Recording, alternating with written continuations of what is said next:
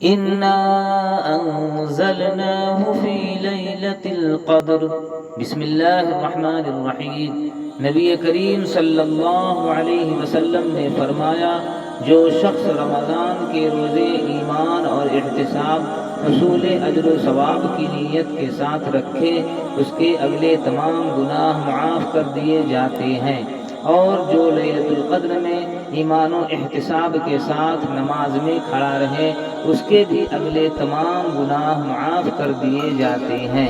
سفیان کے ساتھ سلیمان بن کثیر نے بھی اس حدیث کو زہری سے روایت کیا۔ بک صحیح بخاری، حدیث نمبر 2014، اسٹیٹس صحیح۔